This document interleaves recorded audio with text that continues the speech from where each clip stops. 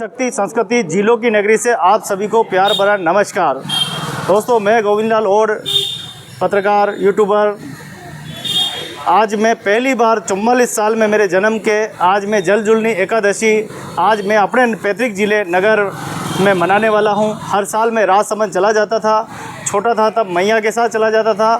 आज मैं सौभाग्य है कि आज मुझे अपने पैतृक जिले में जल जुलनी और भगवान श्री कृष्ण के दर्शन होंगे। मुझे नहीं पता 44 सालों में यहाँ क्या नियम होते हैं, क्योंकि मैं हमेशा राजसमंद से ही जुड़ा रहा। आज हम गोपाल जी नागर साहब से सुनेंगे और मेरा सौभाग्य है कि आज मैं यहाँ पर खड़े रहकर वीडियो बना रहा हूँ। आज मेरा इतना खूबसूरत दिन और मुझे इतनी खुशी थी कि आज मैं उदयपुर में रहकर आज मैं दर्शकों को अपने उदयपुर की संस्कृति को बताऊँगा। तो पहले गोपाल जी से सुनेंगे ताकि मैं भी समझ पाऊँ कि जल जुलनी क्या है। सभी को जय श्री कृष्ण। भाई गोविंद जी ने जैसा कहा कि 44 साल में पहली बार मैं जल जुलनी का आनंद ले रहा हूँ। वास्तव में कई समाजों से मेरा बहुत करीबी रिश्ता रहा है। परसों जैसे कुमावत समाज ने यहाँ जब चुंदड़ी मनोरथ किया तो मुझे भी सेवा का अवसर उन लोगों ने दिया, आमंत्रित किया मुझे। और महारानी जी, निवृत्ति कुमारी जी पधारी थी यहाँ और कई संत महंत पधारे थे। हमारे गोविंद सिंह जी टांग साहब पूर्व सभापति वो भी पधारे थे। ऐसे व्यक्तियों के बीच में इस क्षेत्र के पार्षद होने के नाते मुझे भी हमारे मदन जी बाबरवाल जो मेरे साथी हैं पार्षद, उन्होंने अपने समाज के इस कार्यक्रम में मुझे सम्मिलित किया। मैं कुमावत समाज का आभार करता हूँ। साथ ही मैं आपको बताना चाहूँगा और समाज का 4 भुजा का मंदिर राजसमंद में स्थित है और सौभाग्य से मैं भी राजनीतिक कार्यक्रमों में कई बार सम्मिलित होता हूँ। तो और समाज के 4 भुजा मंदिर का दर्शन करने का सौभाग्य मुझे भी मिला। भगवान कृष्ण की इतनी सुंदर प्रतिमा, 4 भुजा जी की इतनी सुंदर प्रतिमा जो नैना अभिराम है, बहुत सुंदर खूबसूरत मूर्ति और मंदिर बना हुआ है।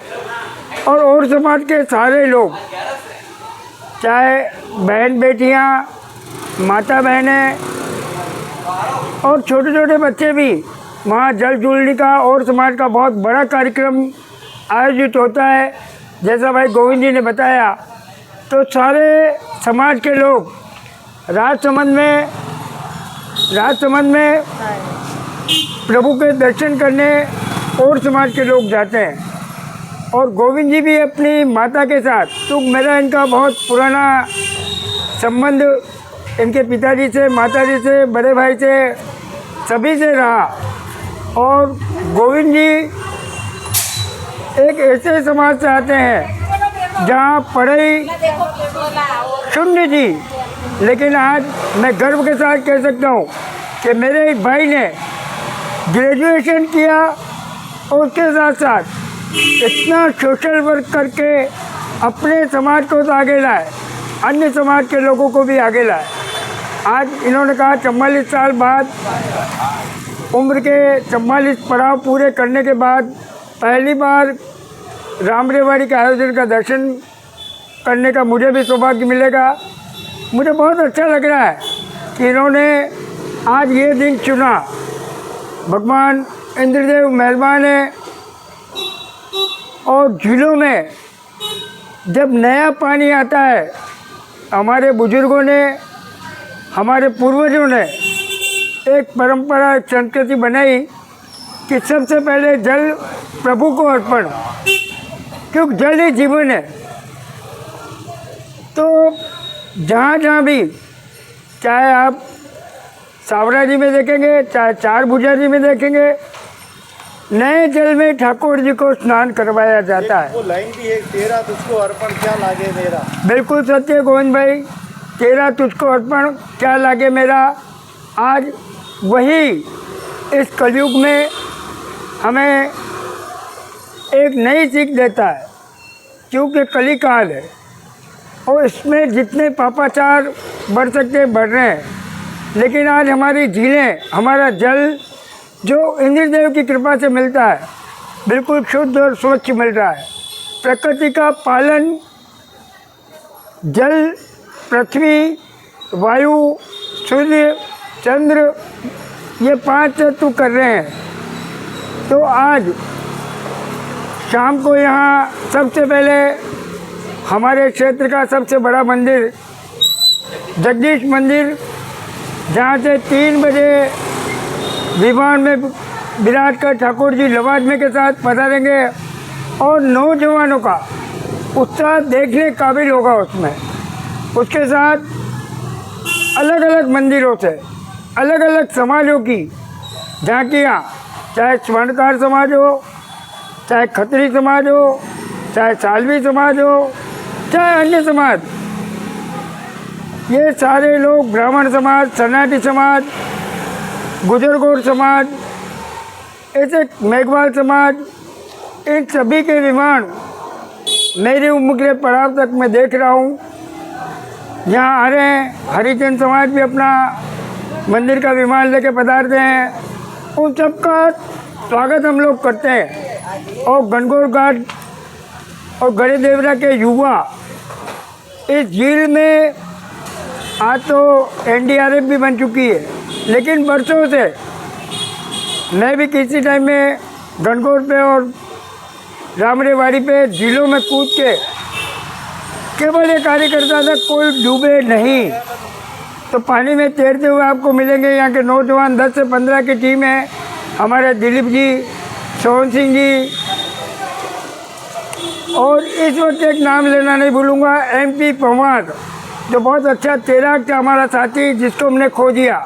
गढ़े देवरा का एक होनहार युवा, अचानक उसकी मृत्यु हुई अभी 3-4 महीने पहले, उसका नाम लेना भी नहीं भूलूंगा। ये सारे नौजवान 4 भुजा नाथ की जय बोलते हुए झील में तैरते हैं। तो ये आज शाम का जो नज़ारा है, जहाँ गुलाल उड़ती हुई, पुष्प वर्षा होती हुई और प्रभु के दर्शन को लालायित लोग और ठाकुर जी को पंडित जी जब जल में लेकर उतरते हैं तो 4 भुजा नाथ की जय, कृष्ण कन्हैया लाल की जय, या हाथी घोड़ा पाल की जय कन्हैया लाल की, ये सारे उद्घोष इस पूरी एरिया को जयकारों से गुंजायमान करता है। तो आप देखिए आज शाम को, अभी भी देखिए आप, कई बहनें अपने हाथ में लालन की छोटी मूर्ति लेकर और यहाँ ठाकुर जी को स्नान कराने आ रही है। मेरा बहुत परम सौभाग्य है कि गणगौर घाट जैसे पवित्र स्थान पर मैंने जन्म लिया, जहाँ गणगौर माता भी आती है, जहाँ प्रभु स्वयं विमान में विराज कर 11 के दिन आते हैं। नवरात्रि के 9 दिन पूरे होने पर यहाँ माता जी का विसर्जन होता है, गणपति विसर्जन होगा। मैं बहुत सौभाग्यशाली हूँ। अगले जन्म के शायद अच्छे संस्कार थे, उन संस्कारों को बचाते हुए मैं पूरा प्रयास करता हूँ कि मैं इन सभी आयोजनों में अपनी सक्रिय भागीदारी को रखता हूँ।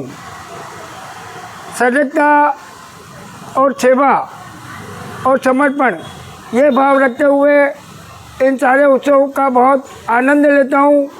और मैं इस गणगौर घाट जैसे स्वर्ग स्थान में रहने का, जन्म लेने का सौभाग्य मिला।